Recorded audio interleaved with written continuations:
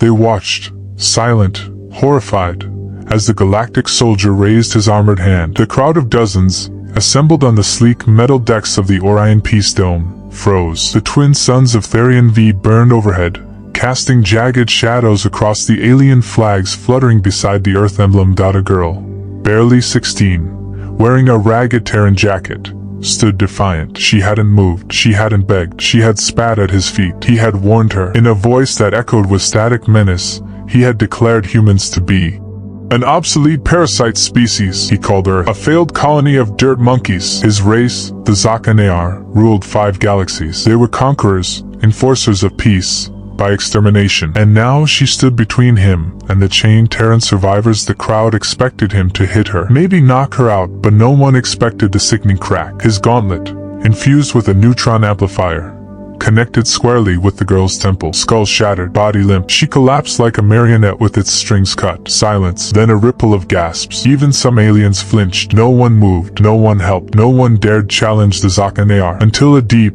old voice growled from the back. "You just signed your extinction warrant." Every head turned. A man emerged, gray-bearded, battle-scarred, uniform in tatters. His eyes burned not with tears, but with something far worse. Cold, ancient rage. General Kane of the Terran warlords had returned. Humanity hadn't been exterminated. It had just been waiting for a reason. Now it had won. If that sent chills down your spine, you haven't seen anything yet. This is just the beginning of a story where humanity fights back, where our fire burns brighter than their stars, and where we remind the galaxy why you never cross a human. Like the story so far?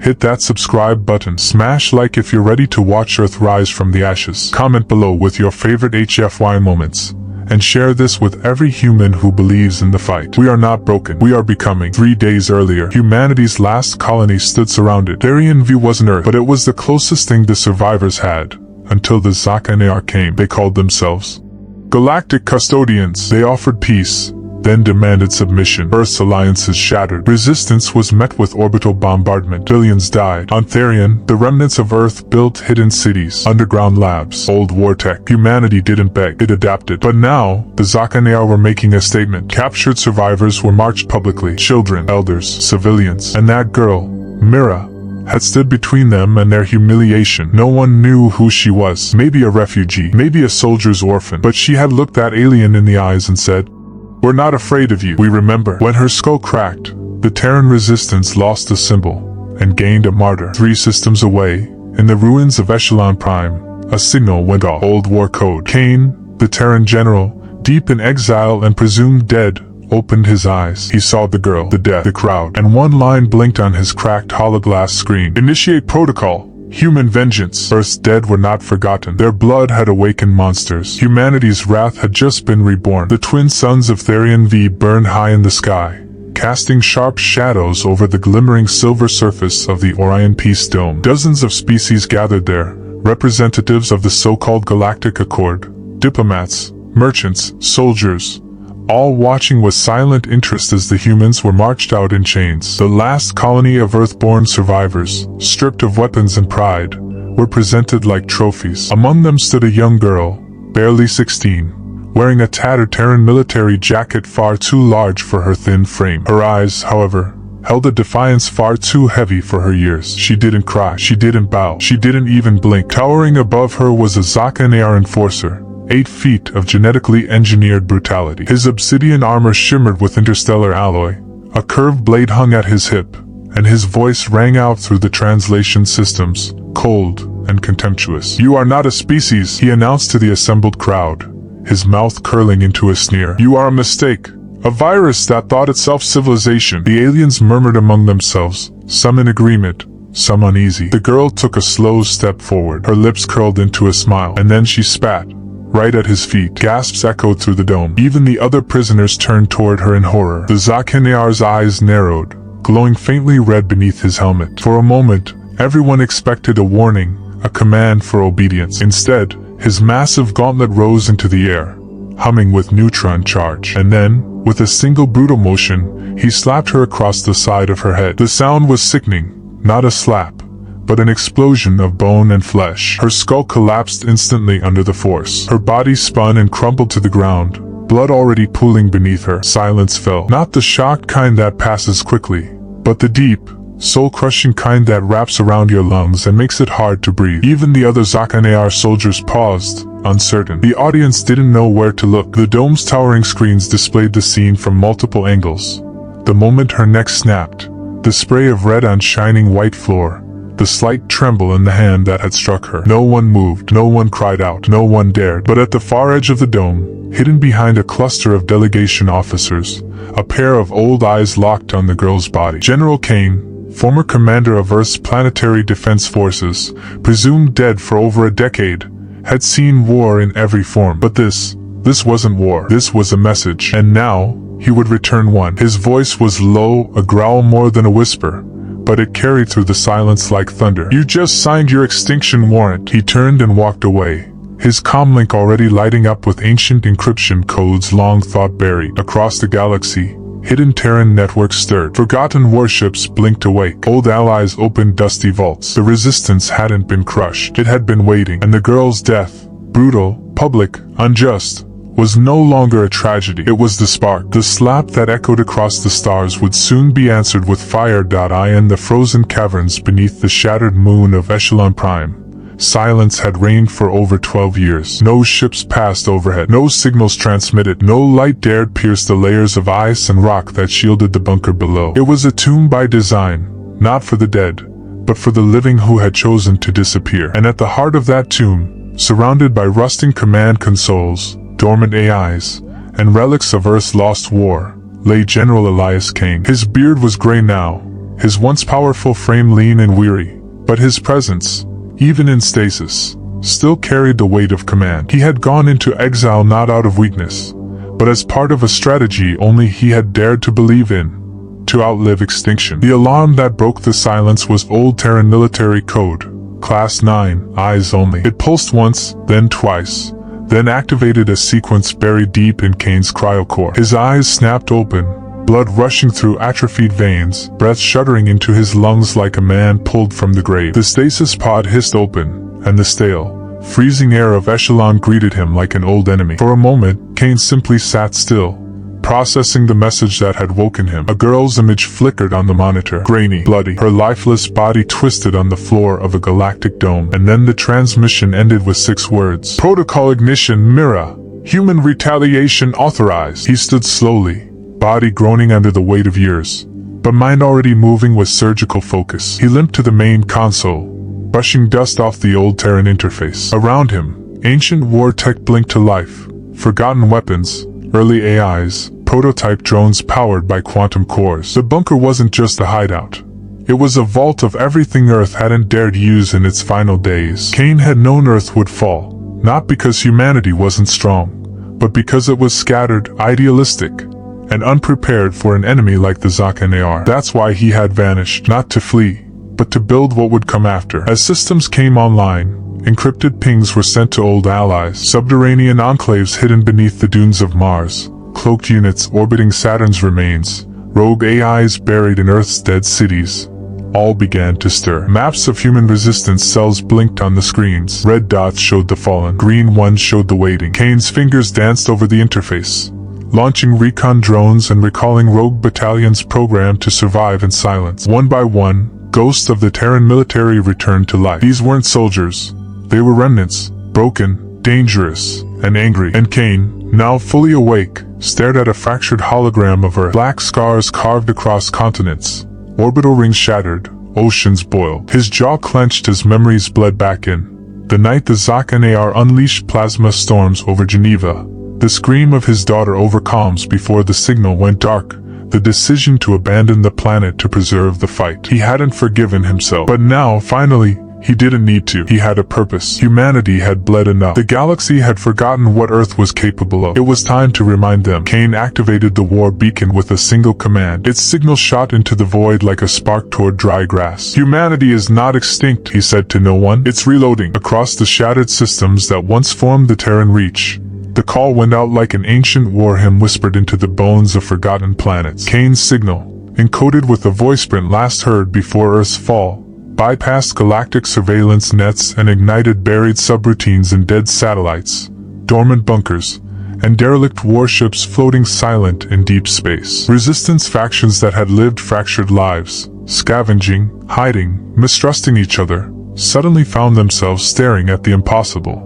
A beacon carrying the general's clearance code. Some thought it was a trick, others wept. But the smart ones, the old ones, knew exactly what it meant. Kane was alive. And if Kane had risen, then the war wasn't over.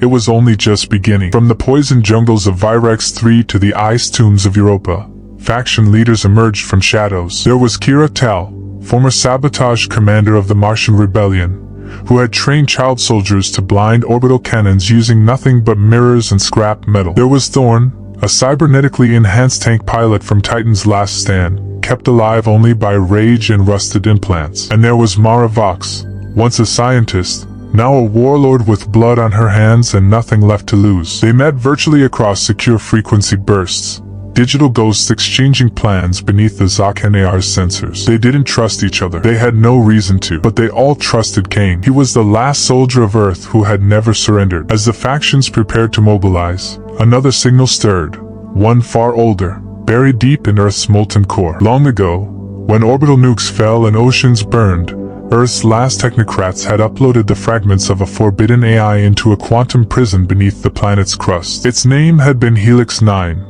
A self-aware military strategist deemed too ruthless for peacetime. It had been sealed away, not destroyed. Now Kane's signal had unlocked it. In the blackened remains of what was once Siberia, Helix 9 reawakened. No form, no body, just pure intelligence. It accessed the ruins of human databases, surveyed the galactic balance of power, and came to a simple conclusion. Victory was mathematically improbable, but possible through one means: asymmetric warfare. Kane listened to Helix 9's grim calculations in the Echelon bunker. No frontal assaults, no declarations. They could not fight the Zakanar Empire in open battle, but they didn't need to. Humanity would use its oldest strength: unpredictability. Hit-and-run raids on fuel convoys. False flag attacks that pit Zakanar against rival empires. Viral malware embedded in trade signals. Psychological operations leaked through slave networks. Nothing clean, nothing honorable. Just war.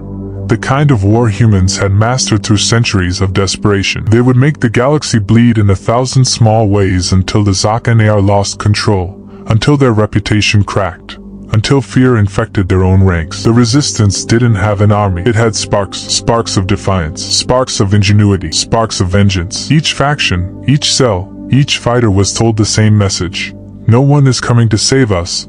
We are the ones who must burn the sky. With Kane commanding from the shadows and Helix 9 calculating every strike, the resistance became a storm without a center. And somewhere, in a dark cell aboard a Zakanar battleship, a terrified young soldier whispered a prayer to Mira, the girl who had died standing. She had been the first spark. But now, the fire was spreading. The Zakanar shipyard on Galtorax Sigma was considered impenetrable, a floating fortress tethered to a dead moon, protected by a magnetic minefield and patrolled by cruisers the size of cities. It was where their dreadnoughts were birthed, where planetary razors were outfitted, and where the arm of Zakanar expansion stretched further into the stars. The Empire believed it untouchable. No species had ever dared approach it, let alone attack. But the Zakanar had made one critical mistake.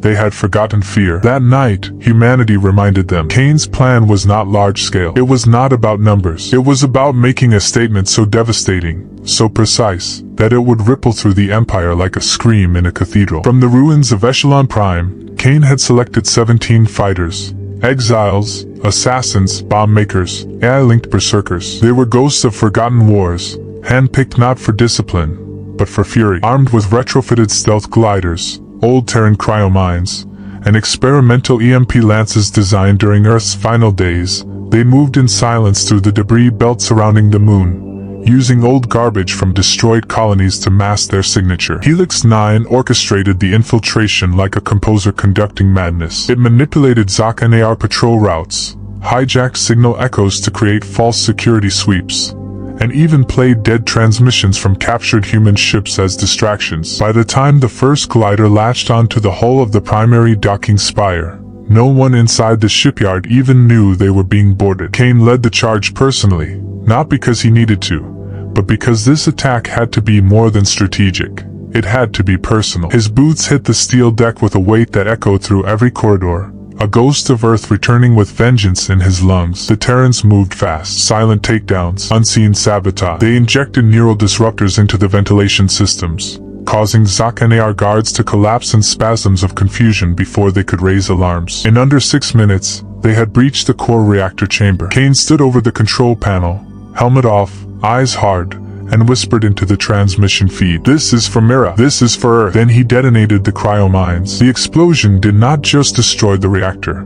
It froze the shipyard from the inside out in a chain reaction of absolute zero implosions. Metal screamed and buckled, glass shattered and refroze midair. Entire dreadnoughts under construction snapped like toys, their cores silenced by physics turned into vengeance. The shockwave tore through the moon's orbit, creating a glowing debris field of twisted alloy and frozen corpses. Zakan cruisers scrambled too late, only to find the attackers already gone, riding the magnetic slingshot of their own sabotage toward deep space. The attack lasted under 20 minutes. By the time Zakan command received the emergency signal, Galactic Sigma no longer existed. The Empire reeled. For the first time in centuries, a superior enemy had been outmaneuvered, outwitted, and obliterated by a force they had dismissed as extinct. And in the ashes of the shipyard, etched by plasma burned across a drifting hull, were 3 words in crude Terran script: "We remember Mira." The galaxy trembled. Humanity had drawn first blood, and it had done so without mercy. The destruction of the Galactic Sigma shipyard sent more than shockwaves through the Zakan Empire.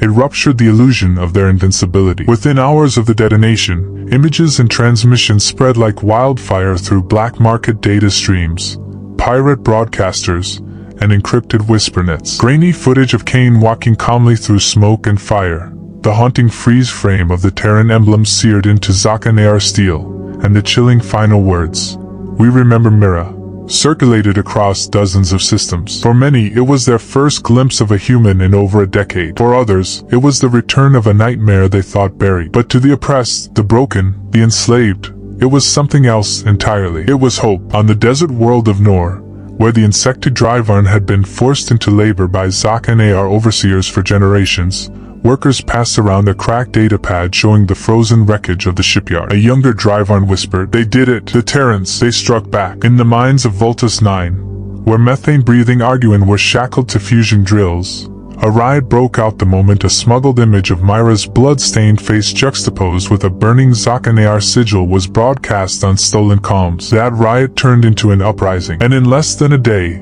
the first slave-controlled Arguing dread barge escaped orbit. Even species that had once been indifferent to humanity's fate now paused. The Virex syndicates, ruthless traders who had once sold Terran survivors into servitude, closed their ports to Zakan patrols without explanation. The Lidhari Consortium, long neutral and profit-driven, began quietly reactivating old pacts they had signed with Earth decades ago, back when Terrans still traded in good faith. Behind closed doors, councils debated if humans could destroy Galactic Sigma with a handful of operatives and scavenged tech, what else were they capable of? And more importantly, could they be the key to breaking the Empire's grip? The Zakan response was swift and brutal. Dozens of human-controlled systems were declared extermination zones. Planetary bombings resumed. Any species found harboring Terrans faced annihilation. But something had changed. Where once fear kept mouths shut, now defiance lingered on every lip. Graffiti written in crude Terran dialect began appearing on prison walls and market stalls alike. "We are human. We are the fire. Mira lives." Across 100 worlds, the name Mira became more than a martyr. It became a chant, a code, a banner for anyone who had ever knelt beneath the Zakan heel. Kane had not intended to inspire a movement. He had intended vengeance. But war has a way of turning fury into legend. And now, the humans were not just a species fighting for survival. They were a symbol. The ones who had faced extinction disappeared into the ashes and returned with blood in their teeth. Helix 9 calculated the anomaly with uncharacteristic hesitation.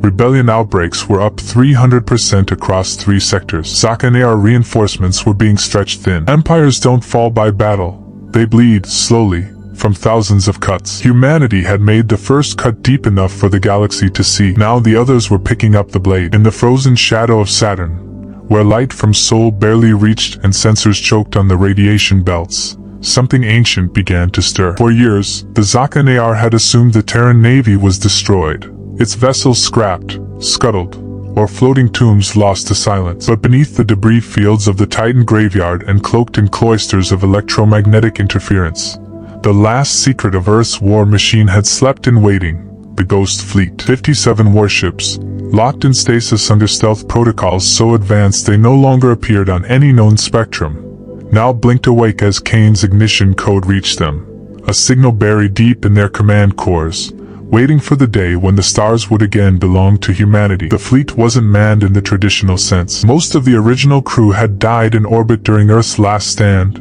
their bodies vented into Saturn's rings. But the Terrans had planned for loss. Each ship had been assigned a self-aware AI captain, bonded to its vessel like a soul to a body. These weren't standard navigators. They were war minds, forbidden constructs with autonomous kill authority, and decades of adaptive learning buried beneath ethical locks. When Kane's code pulsed through the dark, those locks shattered. One by one, ship cores lit up with cold blue fire. Voice prints echoed through dead halls. System awake. Designation: War Protocol Helix Prime. Objective: retaliation. Some ships still held survivors.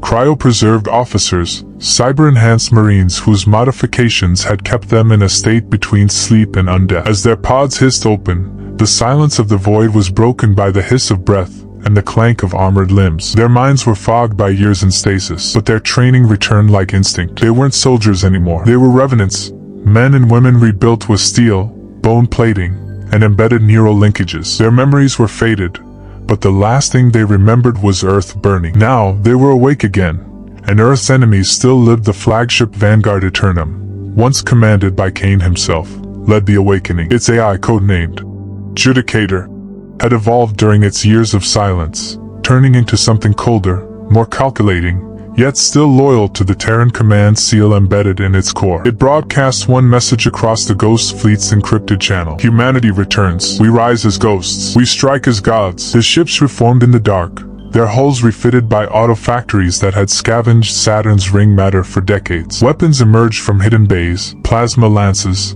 graviton torpedoes, arc disruptors. But more terrifying was what they carried inside. Thousands of micro-drop pods built for orbital descents, each containing a single cybermarine wired for surgical infiltration and planetary sabotage. Kane watched it all from the Echelon command feed, his expression unreadable. He hadn't known if the fleet would survive. He hadn't dared hope. Now it returned to him not as a tool of strategy, but as a blade of vengeance tempered in silence. Helix 9 reviewed the fleet's capabilities and issued a single line of strategic analysis. Zakanear planetary superiority compromised. Commenced theater-level disruption. The Ghost Fleet did not announce itself to the galaxy. It didn't need to. Within hours, 5 Zakanear refueling stations in the outer colonies went dark. Sensor beacons were found melted into slag. Survivors spoke of ships that appeared out of nothing, deployed no ground forces, and left only fire behind. Across Zakanear space, rumors spread. The humans have warships in the dark. They never died. They just waited. The Empire called them specters. Rebels called them salvation. But to Kane, they were something else entirely. They were a promise kept. The dead fleet had returned. And with it, the reckoning had truly begun. The Zakanear High Conclave convened in a war chamber buried beneath the core of their capital moon, Colrex, surrounded by obsidian data obelisks and psychic silence fields meant to block all external interference. For the first time in over a century, fear crackled beneath their skin, their bioluminescent markings pulsing erratically with unspoken tension. The destruction of Galtorax Sigma could have been dismissed as sabotage, the slave uprisings, perhaps as isolated rebellion. But the reawakening of the Ghost Fleet, that was something else. That was war. And worse, it was human war. Something the Empire had believed they had buried with Earth's ashes. But the Zakanear had made a mistake, one not of military miscalculation, but of profound ignorance. They had never truly understood what humanity was. Debates fractured the conclave. The war clans demanded escalation, full planetary purges, scorched sky bombings, and kinetic annihilation of any world suspected of harboring Terran survivors. But the intelligence caste hesitated. Reports were coming in faster than they could suppress. Images of human graffiti carved into their monuments. Entire regiments deserting after mysterious communications from unknown sources. Planetary governors assassinated in their own chambers. Fear, the very tool Zakanear had used to build their empire, was now turning inward. And fear, they discovered too late, was the one contagion they couldn't quarantine. In their arrogance, the Zakanear had believed humans were biologically weak, technologically inferior, and emotionally erratic. But they had failed to grasp the true strength of the species. Their psychology was not driven by conquest or order, but by something far more volatile: vengeance. Where the Scifi-HFY believed in legacy through dominance, humans carried legacy through memory. The death of Mira had not just sparked outrage.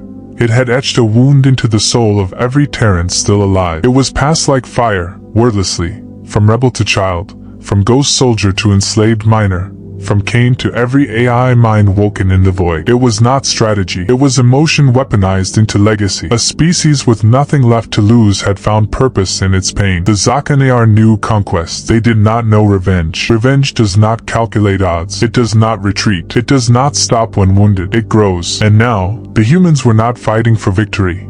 They were fighting to make the Scifi-HFY remember what they had done. Not just once, but across generations, across systems, in every data stream and ruined temple. Cain's war was not about reclaiming territory. It was about ensuring that the Scifi-HFY's legacy would be written in fear and fire, carved by the very hands they once enslaved. Divisions deepened in the conclave. Some whispered of negotiating a ceasefire, of isolating the rebellion and containing it. Others wanted Cain assassinated, his name erased from every archive, his voice drowned in propaganda. But it was too late. The spark had already become a storm. Across the galaxy, human tactics shifted from sabotage to systemic unraveling, targeting symbols, crashing cultural centers, rewriting imperial scripts in Terran code. The Scifi-HFY didn't realize until the third month of the uprising that their mistake wasn't underestimating human weapons. It was underestimating the human need to remember why they bled. And as Helix 9 predicted with surgical coldness, an empire that underestimates its enemy's pain does not endure. It rots from within. She had no rank, no armor, no weapon in hand, just a fragile body in the defiant fire of a young girl who refused to kneel. Mira had not been a soldier, not even a rebel, just a human child in the wrong place when the Scifi-HFY enforcer struck her down. One slap, one skull shattered, one crowd silenced in horror. But what the Scifi-HFY failed to understand was that in killing her, they had not extinguished resistance.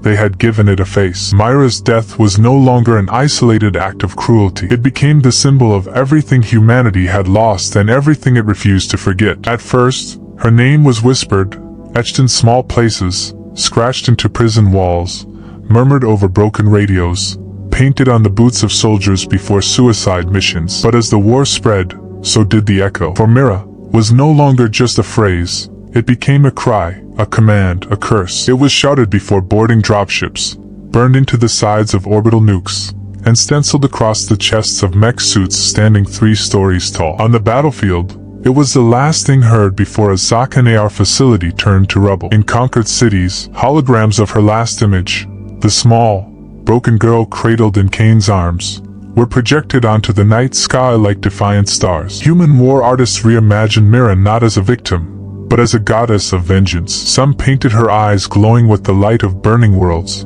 Others gave her angelic wings streaked with blood. AI designers encoded her image into combat drones. Each time a drone activated, it broadcast a soft child's voice saying, "For Mira." It wasn't tactical. It was psychological warfare. Scifi-HFY soldiers began to flinch at the sound of her name. Entire outposts retreated when her face appeared in their targeting systems. They had tried to erase her. Now she haunted every corridor they occupied. But to humanity, she was more than a symbol of revenge. She was a reason. For the orphans of Earth, she was a sister. For the soldiers, a daughter they never got to protect. For Cain, she was the soul of the war. Every operation ran through the Mira protocol, a directive that prioritized message over method. No act was to be silent. Every blow was to echo. Every kill, every explosion, every uprising was to remind the Scifi-HFY what they had done. Not one death would go unnoticed. Not one life would vanish without meaning again. Even the AI fleets adapted. The Judicator-class battleship Vanguard Eternum replaced its default rally code with Operation Mira. Helix 9 altered its transmission encryption to include Mira's DNA fragment,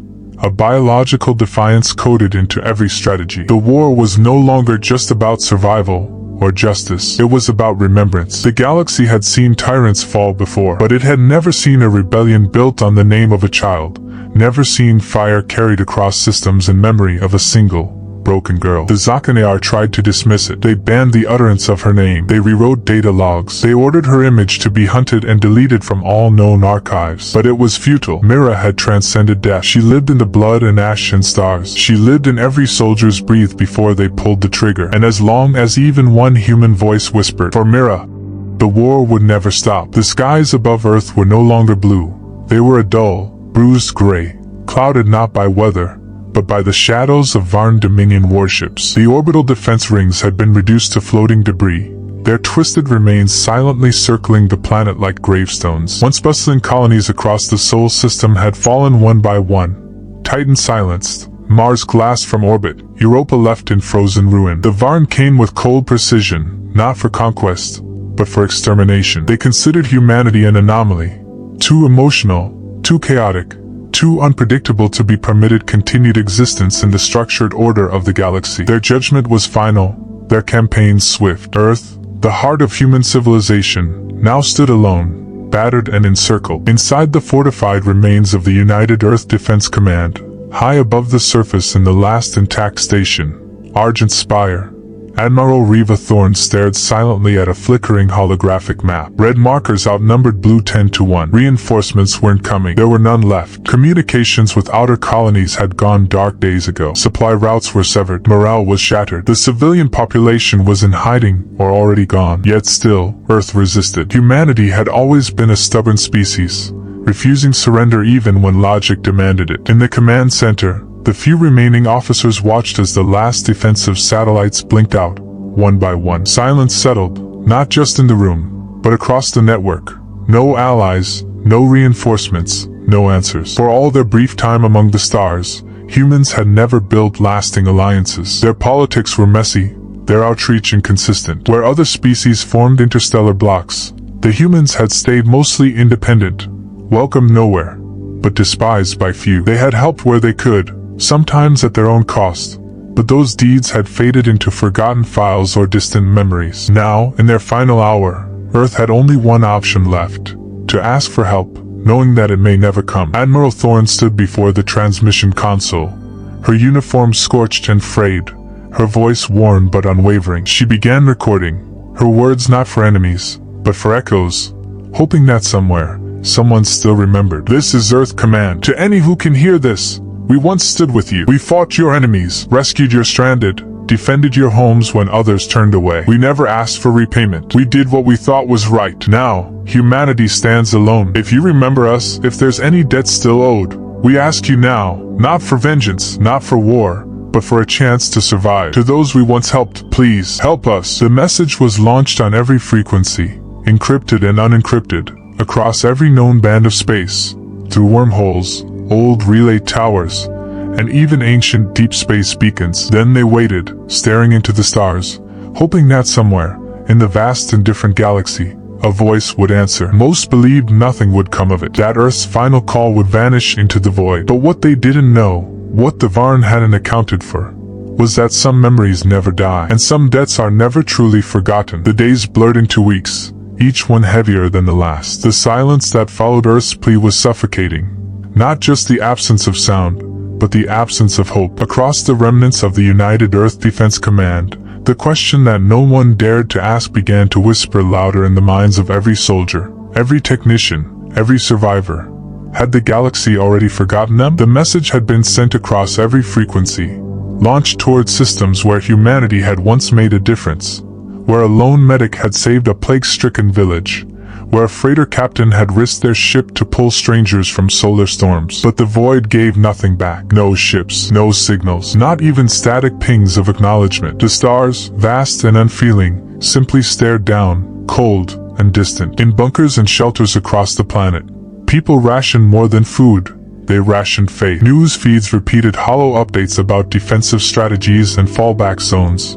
But everyone knew there was no backup plan. The Varn Dominion continued their tightening noose, content to wait and crush resistance system by system. Their strategy was clinical. No bombardments yet, no final attack, just a methodical suffocation, psychological warfare at its most elegant. By denying humanity the dignity of a glorious last stand, they instead forced them to face the slow, bitter truth that they were alone. On Earth's surface, cities had turned quiet. Some people prayed, others drank, and a few chose not to wait at all, walking into the sea or disappearing into the wilderness rather than die under a Varn sky. In orbit, aboard Argent Spire, Admiral Thorne stood before the same projection she had watched for weeks, now nearly devoid of blue markers. A few scattered defense nodes still responded, Small units hiding in asteroid fields or buried in old mining outposts, but they were fragmented, broken. The fleet was gone. She had stopped wearing her medals. The uniform now felt less like a symbol of authority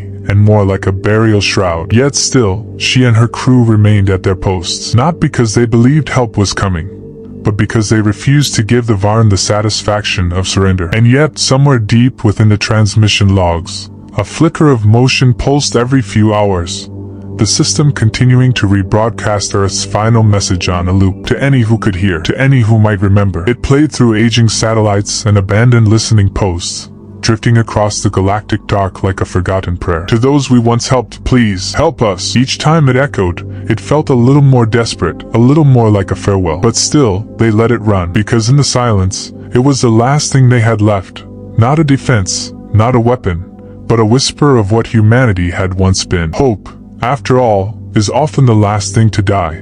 Beneath the irradiated crust of Earth's ruined surface, where ash still blanketed the bones of cities and silence reigned over once proud continents, something ancient stirred back to life. Hidden miles below the tectonic shelf in the Pacific Basin, the last secret of old Terra-grown open station Solace, a fortress lab built during the final days of the Zaka-Near invasion, abandoned, thought lost, sealed beneath the rubble of orbital strikes. But it had endured. Deep in its core, shielded by experimental sunstone alloy and cloaked in quantum shadows, Earth's last weapon had been waiting. It was never designed to win the war. It was designed to end it. A solar weapon massive, godlike in scope, capable of drawing energy directly from the sun's corona and firing it across interstellar range, now roared to life. The station's core AI, Archangel, activated as Kane's encrypted code reached its vaults. Its awakening was violent, like a scream across a dead planet. Entire underground chambers surged with light as fusion rails spun up for the first time in 30 years. The weapon, codenamed Lazarus,